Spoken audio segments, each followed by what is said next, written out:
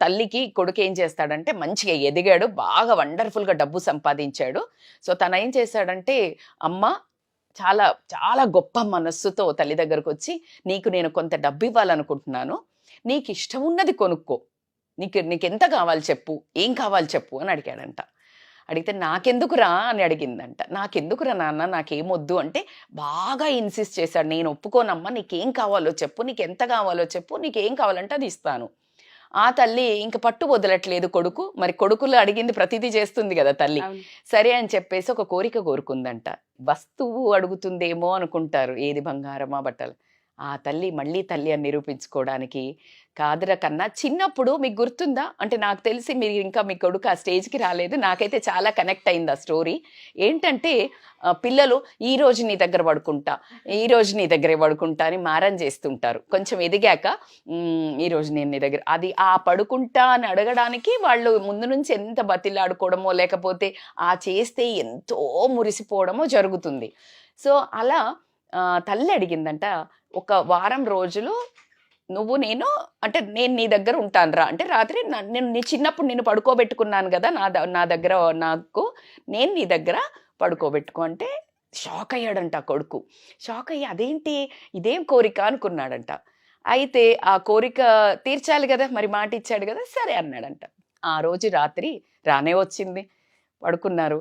పడుకున్నాక సరిగ్గా 11:30, 12 ఆ టైంకి లేచి నాన్న, నాన్న అని తట్టి లేపిందంట.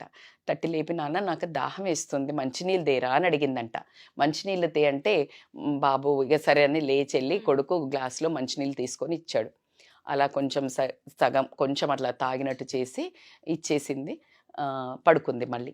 మళ్ళా కొంచెం సేపు ఒక 10, 15 నిమిషాలు కాంగానే మళ్ళీ తట్టి లేపిందంట. తట్టి లేపి, "నాన్న మళ్ళీ మంచినీళ్ళు అవుతున్నాయిరా, ఎందుకో ఇంకా దాహమేస్తుందిరా" అని అడిగిందంట.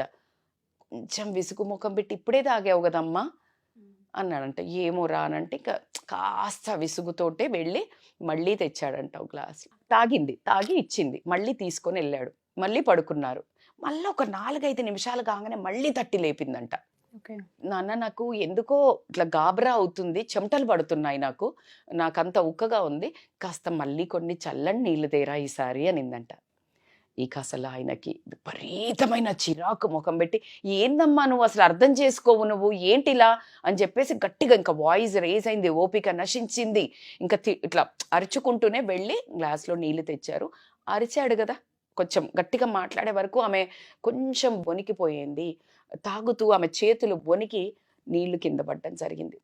ఇక అప్పుడు ఆ కొడుకు ఉక్రోషము విపరీతంగా వచ్చి, "అసలు నువ్వు మనిషివేనా? ఆ పక్క ఏంటి తడిపావు నువ్వు? ఇప్పుడు ఎలా పడుకుంటావు అనుకుంటున్నావు నువ్వు? ఆ పక్క మీద పడ్డాయా? చల్లగుంది ఎలా పడుకుంటావు?" అని గట్టి గట్టిగా అరిసాడంట. అప్పుడు ఆ తల్లి ఒక చిన్న నవ్వు నవ్వి చిరుమందహాసంతో సమాధానం వినండి ఉష. "ఏమిచ్చి తీర్చుకుంటా అనుకున్నావురా నీ డబ్బుతో? నువ్వు ఒకరోజు నేను 2 సార్లు 3 సార్లు లేపితే నీకు విసుగొచ్చిందే. ఇలా నిద్రలేని రాత్రులు రోజుల బాప నుంచి ఒక 10 మినిమం ఒక 5 ఏళ్ళు వచ్చే వరకైతే తల్లి పక్కలోనే పడుకుంటున్నారు. అలాంటి రోజులు ఎన్ని గడిపి ఉంటది ఉష? అలాంటి రోజులు ఎన్ని జరిగుంటవి? ఎన్నిసార్లు పక్కలో బాత్రూమ్ పోస్తే అదే బాత్రూమ్ మీద ఆమె కొంగు వేసి ఆ కొంగు మీద ఆ కొడుకును పడుకోబెట్టి ఈమె అదే పచ్చి దాంట్లో పడుకున్న రోజులు అంటే వాళ్ళకి ఆర్థికంగా సరిపోకపోతే అలాంటి తల్లులు ఎంతమందో కోకొల్లలు ఉన్నారు. ఆ మాట మాట్లాడిన తర్వాత ఆ కొడుకుకి కన్నీరు పర్యంతమైపోయి తను చేసిన అంటే తను ఊహించినది నేను ఏమిచ్చి ఈ డబ్బు ఇచ్చి రుణం తీర్చుకుంటాను, లేకపోతే గొప్ప ఘనకార్యం చేస్తున్నా అనుకుంటారు చాలామంది. కొంచెం డబ్బు ఇచ్చి కొడుకులు కానీ కూతుర్లు కానీ లేకపోతే ఇంత చిన్నది ఏదన్నా ఇచ్చి కూడా గిఫ్ట్ అనుకోవడము, దాని తర్వాత మురిసిపోవడము ఒక్క చిన్న దాంతోటే. మరి వాళ్ళ ఆ రేంజ్కి రావడానికి ఎన్ని త్యాగాలు డబ్బు రూపకంగా కాదు, వాళ్ళ సమయం అనుకోండి, వాళ్ళ కోరికలు అనుకోండి, వాళ్ళ ఆరోగ్యం అనుకోండి, వాళ్ళ ప్రశాంతత అనుకోండి, ఏదన్నా అనుకోండి, మీరు ఎన్నో త్యాగాలు చేస్తే కానీ మేము ఆ స్థాయికి వచ్చినామని అనుకుంటే గనక నీకేమి కావాలి, ఎంత ఇవ్వాలి అని అడిగేటప్పుడు ఉండే ఆ విజయ గర్వం ఏదైతే ఉందో దాన్ని సమర్పణ భావంతో గనక ఇచ్చినట్టయితే ప్రతి తల్లి ఆనందంతో అంగీకరిస్తుంది. అది ఖచ్చితంగా వాళ్ళ మనసుకు చేరుతుంది. సమర్పణ భావం వేరు, విజయగర్వంతో ఇయ్యడము వేరు. సో భగవంతునికి ఇచ్చేటప్పుడు నువ్వు ఏమిచ్చినా కూడా కొబ్బరికాయని ఇలా దండం పెట్టి కొడతావు, కానీ ఇదిగో తీసుకో అని ఏ భక్తుడు కొట్టడు. తల్లిదండ్రులు దేవుళ్లతో సమానం అన్నప్పుడు ప్రతిదీ నువ్వు ఏది ఇచ్చినా కానీ సమర్పణ భావం మాత్రం ఇంపార్టెంట్ అని మాత్రం నేను చెప్తాను.